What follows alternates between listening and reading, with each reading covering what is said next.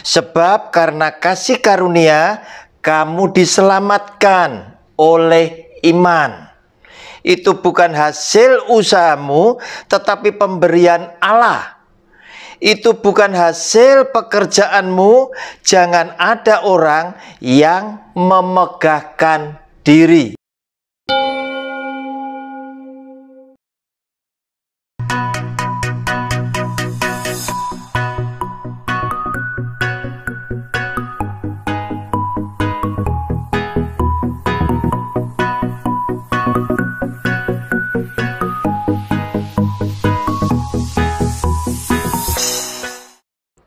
Hai sahabat, jumpa kembali dengan channel pribadi saya lewat program Sabar, Selidiki Alkitab bersama Roni Suwono.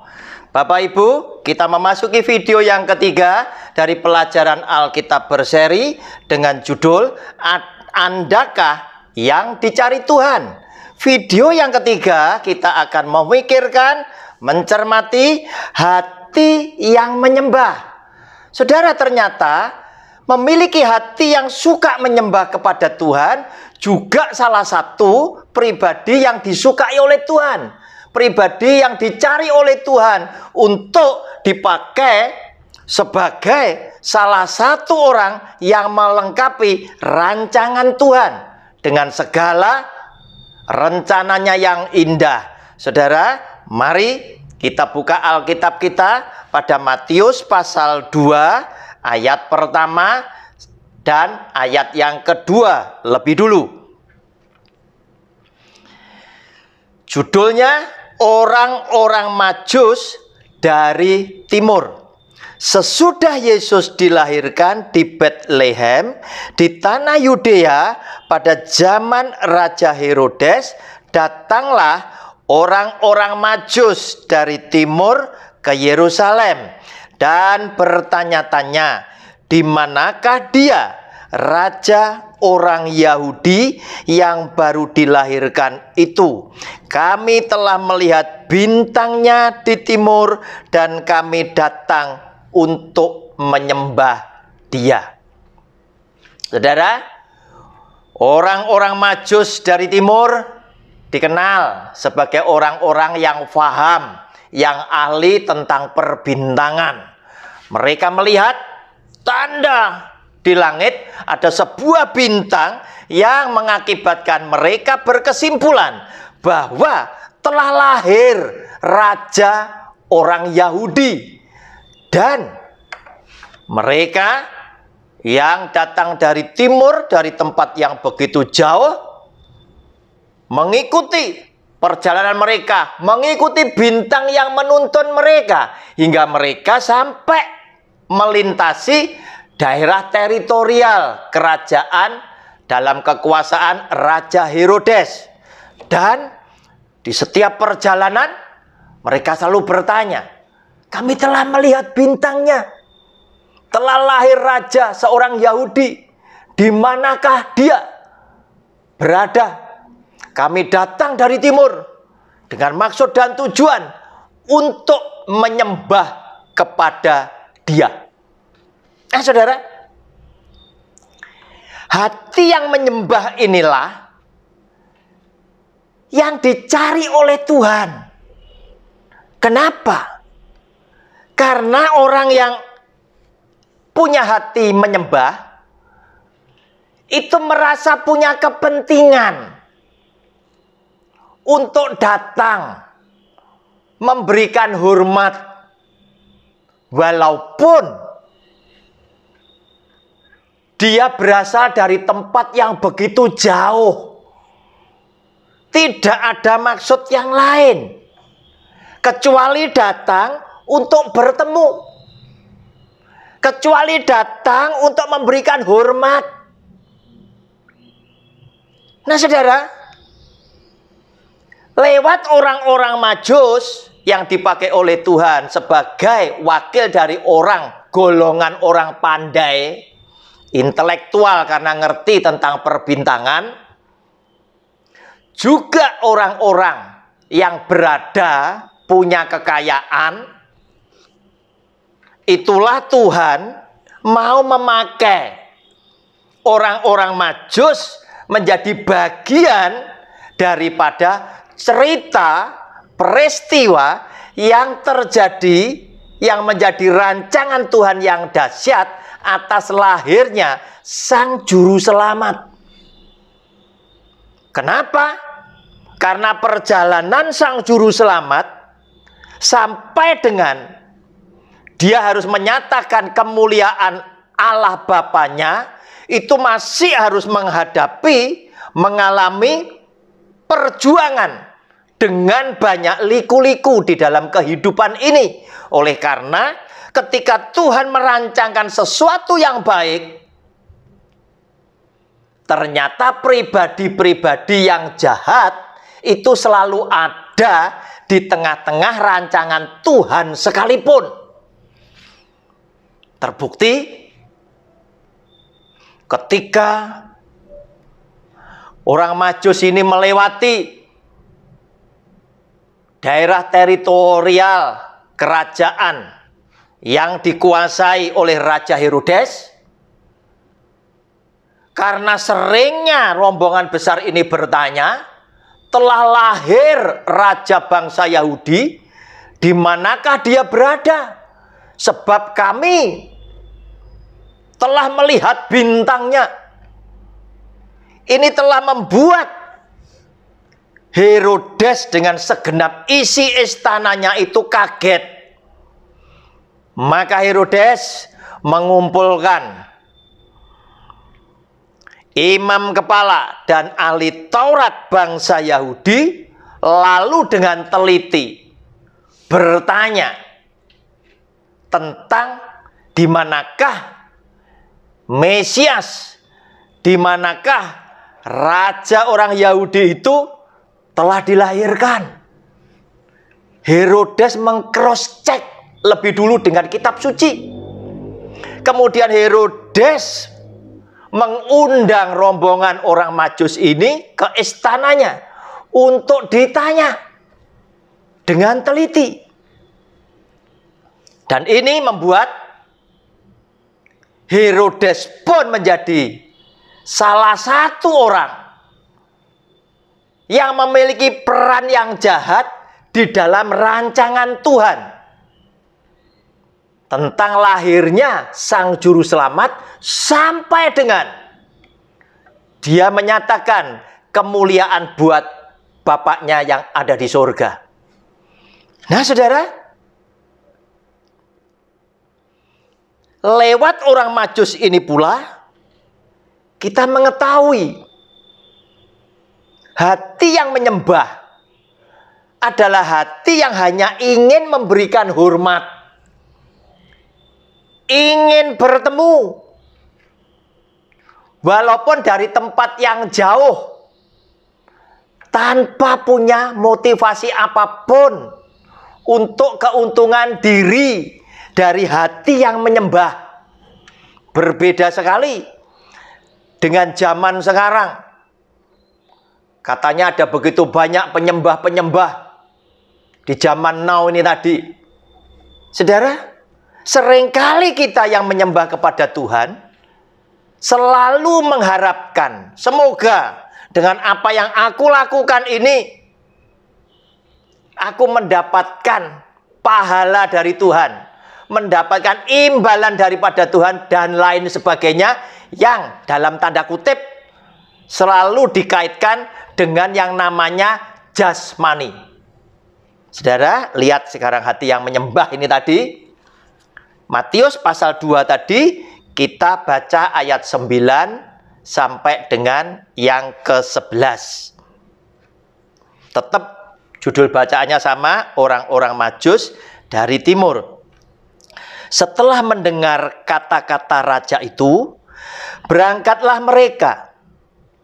Dan lihatlah, bintang yang mereka lihat di timur itu mendahului mereka hingga tiba dan berhenti di atas tempat di mana anak itu berada. Ketika mereka melihat bintang itu, sangat bersukacitalah mereka. Maka masuklah mereka ke dalam rumah itu dan melihat anak itu bersama Maria ibunya lalu sujud menyembah dia. Mereka pun membuka tempat harta bendanya dan mempersembahkan persembahan kepadanya, yaitu emas, kemenyan, dan mur. Saudara, Herodes dipakai oleh Tuhan sebagai peran yang jahat. Dengan hati yang licik, dia berkata dengan orang Majus, silakan kau berangkat lebih dulu, temui yang kau cari, nanti pulang, silakan mampir lagi dan beritahu aku di manakah dia dilahirkan, supaya aku, kata Herodes dengan liciknya, juga bisa datang untuk menyembah. Padahal maksud dan tujuan Herodes adalah agar supaya dia bisa membunuh bayi Yesus Sang Juru Selamat. Karena pikiran Herodes adalah ini adalah dinubuatkan sebagai raja orang Yahudi. Pastilah tahtaku nanti hilang oleh karena bayi tersebut, pikir Herodes. Sehingga Herodes sudah merancangkan niat yang jahat, yaitu membunuh bayi Yesus. Saudara, ayat terakhir 12 dari bacaan tadi berkata demikian. Dan karena diperingatkan dalam mimpi supaya jangan kembali kepada Herodes, maka pulanglah mereka ke negerinya melalui jalan lain. Saudara, Tuhan tetap berperan di dalam rancangannya. Dia ngamati saudara dan saya, dia mengawal hidup saudara dan saya agar supaya rancangan Tuhan tidak pernah gagal.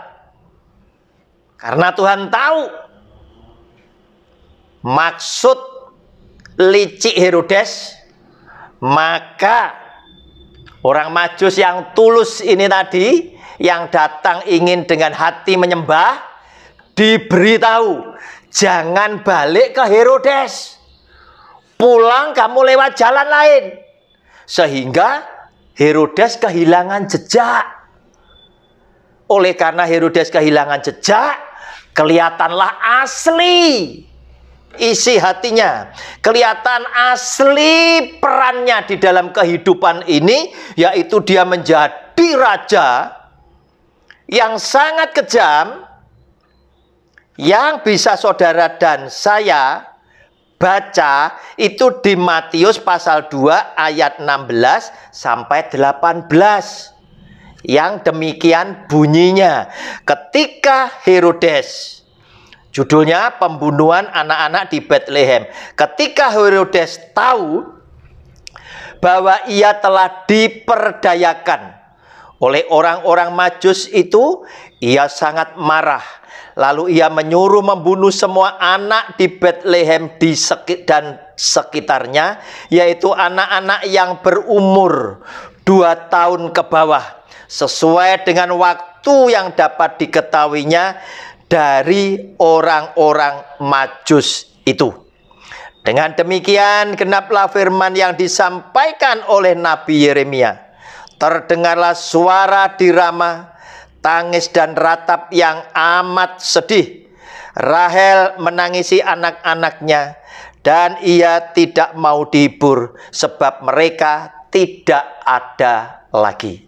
Saudara, inilah tindakan Herodes yang menunjukkan peran seperti apakah yang sedang dia jalankan di dalam kehidupan nyata ini adalah sebagai seorang raja yang jahat, yang hanya karena dia berpikir tahtanya akan hilang oleh karena kelahiran Raja Yahudi tadi, kelahiran Yesus Sang Juru Selamat tadi, maka karena dia tidak dapat melacak di mana Yesus Kristus itu dilahirkan, maka secara membabi buta dia melakukan pembunuhan bayi laki-laki berusia 2 tahun ke bawah.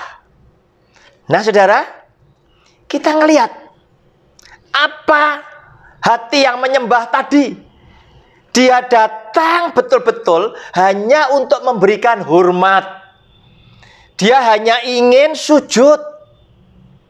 Dia hanya ingin bertemu. Tidak ada motivasi kedatangannya dia supaya dia mendapatkan balasan, mendapatkan pahala. Tidak. Tetapi justru hati yang menyembah itu memberikan persembahan. Bukan cuma hormatnya saja, tetapi dia juga menyediakan persembahan yang sudah dibawa dari tempat asalnya yang begitu jauh dengan yang terbaik yang mereka sudah persiapkan sejak mereka berangkat dari tempat asalnya, yaitu emas, kemenyan, dan mur.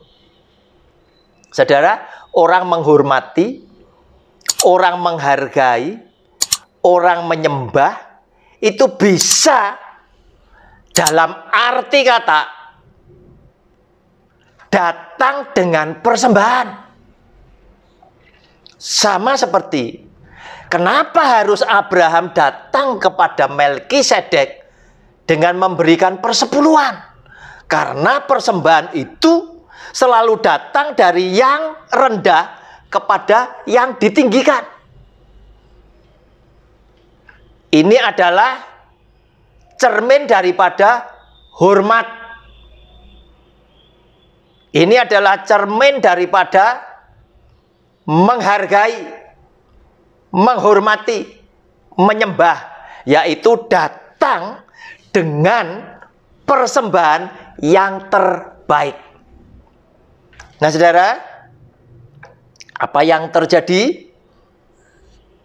Ternyata ketika Herodes punya niatan yang buruk, Tuhan yang mengawal Yusuf dan Maria serta bayi Yesus Kristus Tuhan adalah Tuhan yang selalu terlibat di dalam rencananya. Saudara, kita lihat Matius pasal 2 ayat 3-15, judulnya penyingkiran ke Mesir. Setelah orang-orang Majus itu berangkat, nampaklah malaikat Tuhan kepada Yusuf dalam mimpi dan berkata, "Bangunlah, ambillah anak itu serta ibunya, larilah ke Mesir, dan tinggallah di sana sampai aku berfirman kepadamu, karena Herodes akan mencari anak itu untuk membunuh dia." Maka Yusuf pun bangunlah, diambilnya anak itu serta ibunya malam itu juga, lalu menyingkir ke Mesir dan tinggal di sana hingga Herodes mati. Hal itu terjadi supaya genaplah yang difirmankan Tuhan oleh Nabi, "Dari Mesir kupanggil anakku." Saudara, lihat apa yang terjadi ketika Anda dan saya adalah orang yang dicari Tuhan dan terpilih untuk dipakai Tuhan. Saudara dan saya tidak usah pernah berpikir, apa mungkin aku bisa? Apa mungkin aku mampu? Aku tidak punya kepandaian. Aku tidak punya apa-apa. Dan aku bukan siapa-siapa. Saudara, lihat. Lewat pelajaran yang hari ini kita pelajari, kita melihat Maria dan Yusuf juga orang yang bukan siapa-siapa. Mereka adalah orang yang sangat sederhana.